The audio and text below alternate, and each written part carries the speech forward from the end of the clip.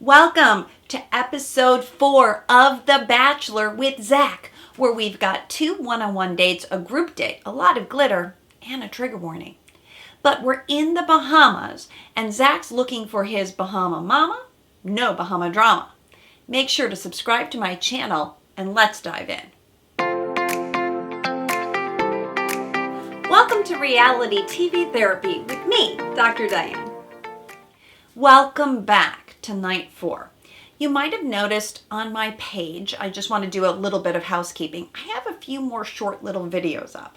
That's because if you don't know it, I have a website, backtolovedoc.com, where I have something called Love School. And I have a number of different courses to help you move from insecure, more anxious type, or even avoidant to more secure.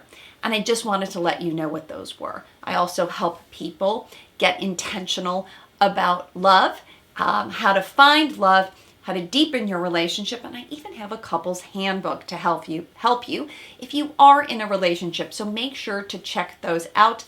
I will link them in my notes here.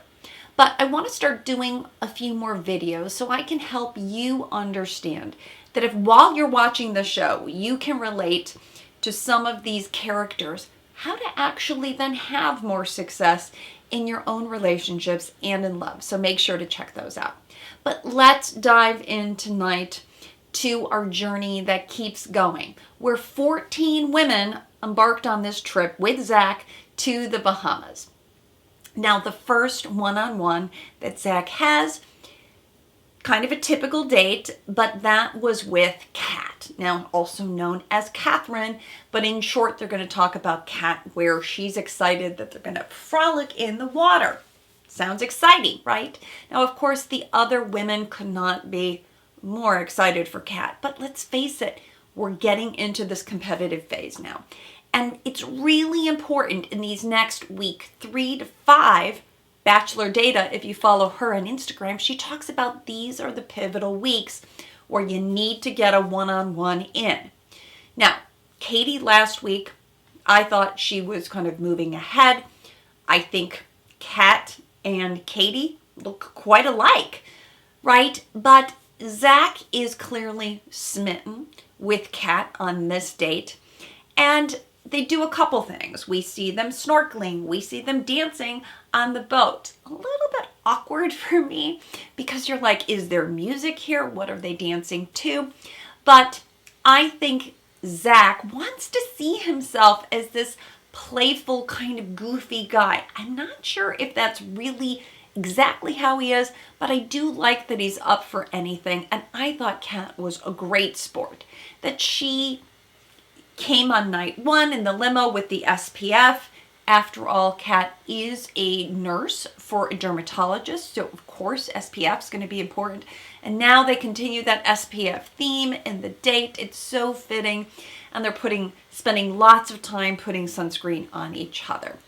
Zach, of course, is like, wow, Kat, you're like a model. And I can only imagine what the other women are thinking because we have so many beautiful women this season. But Zach's like a little boy. He's kind of excited, and I find that endearing. I can also say I'm really warming up more to Zach, and I think he is a pleasant surprise that we are all finding that he's quite a gentleman. He's really making the women feel heard and seen. And I also like that he kind of dresses the part, right? We've had leads in the past who just show up in t-shirts, but Zach understands the assignment, especially. He's dressed well for the Bahamas with all of his fun shirts. Now, it's during the dinner date with Kat where she shares that she doesn't come from a traditional family, shall we say. Her parents weren't married for 30 years. She confides in Zach that she had a difficult relationship with her mother, which led her to even leave home at one point. And she shares that she's felt unlovable in the past. But Zach reassures her. I think he does a really nice job on these one-on-ones, that he wants to love someone for who they are, not what they came from. And he then gives Kat the date rose, and there's actual fireworks that explode when they kiss. So how fun is that? Now, next up, we have the group date, another large group date. Now, there's a lot of shellfish on the date. We've, in the past, right, had scallops, and who could forget Shrimpgate? But what about all the shellfish allergies? I personally have a crab allergy myself, so I'm like, oh my gosh, when Gabby was talking about, oh my gosh, I'm allergic, I felt Gabby on that. But yeah, is it kind of shitty of producers then to have all this shellfish if in fact people have allergies? I don't know. Let me know what you think in the comments about that. Now, if I were Gabby though, again, because I can relate, this being my allergy, I'm not sure if I would spend as much time talking to the camera about it, but maybe I would actually create a different challenge. Like, why not, instead of throwing shrimp in your mouth, throw bananas or zucchini or something else? But I kind of felt like this was a moment where Gabby gets in her head and starts feeling behind, and it seems very hard for her to talk herself out of it. Now, the storyline on this group date is more drama between two people in particular, and that's Kylie and Anastasia. Now, Kylie interrupts Anastasia because they had a pact, a girl pact, that none of them were really going to pull Zach. And Anastasia does that, right? She's the one who says, oh, I'm going to pull you. And you can see that that upsets the group. Kylie then feels like she's the union leader, goes over and says, I'm not going to have that. And then when Anastasia says, oh, can I just have a few more minutes? Kylie says, I don't want to fight you. Okay. Clearly, this was not a physical altercation. So now we have Kylie and Zach are alone, and Kylie confides to Zach that she's worried that Anastasia has been talking to other people about social media, heaven forbid. But let's face it, Anastasia works for social media. She's a social media consultant. So there must be a little bit truth, but we've seen this play out many times before. And it is the truth. A lot of people are there for both. But here's the problem. The producers hate this. Okay, do you remember Piper and Brendan? They hate when contestants break the fourth wall, so to speak, and speak to what's really going on about looking for followers. So of course they're going to highlight that they're going to play this story up. Now, in the end, Zach's just not that interested in Anastasia, and I don't really think he's that interested in Kylie either. But he chooses then, in his Zach kind of daddy way, and it's never a good look when he comes to the group and announces he's upset about something that's dramatic and he's going to pull somebody. So he feels like he has no choice, but he's going to pull Anastasia and says, what the heck, Anastasia, are you here just for the followers? And of course, she's going to deny it, say that's not true, but then he follows up. I really like, I said this last week, that he's not really into the drama.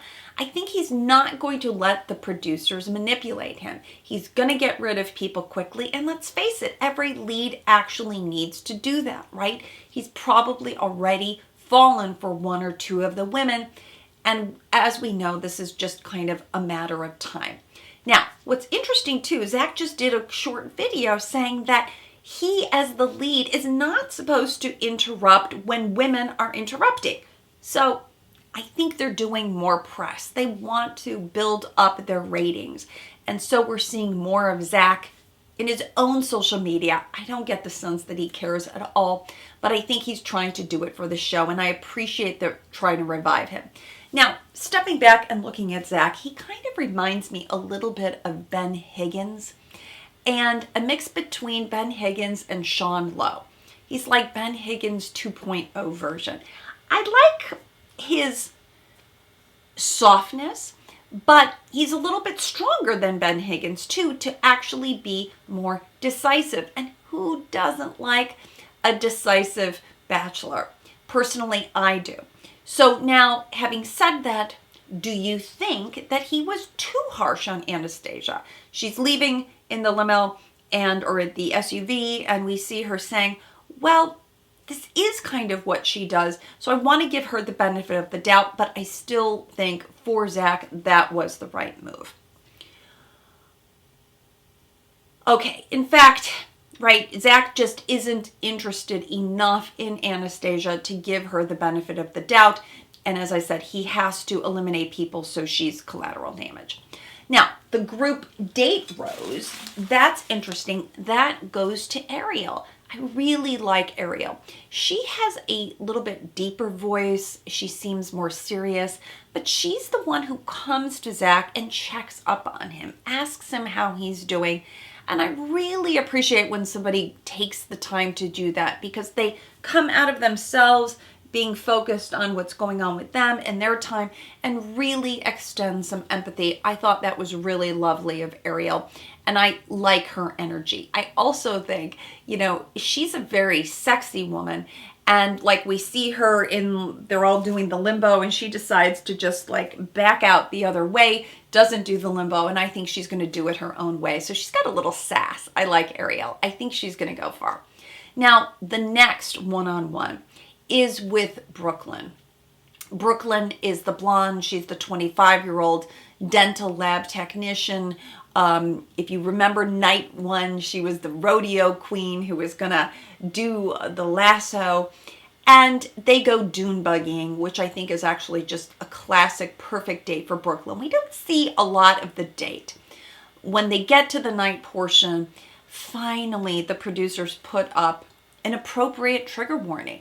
And for good reasons, because Brooklyn tells a story about domestic violence, that she was in a relationship where she was physically knocked out.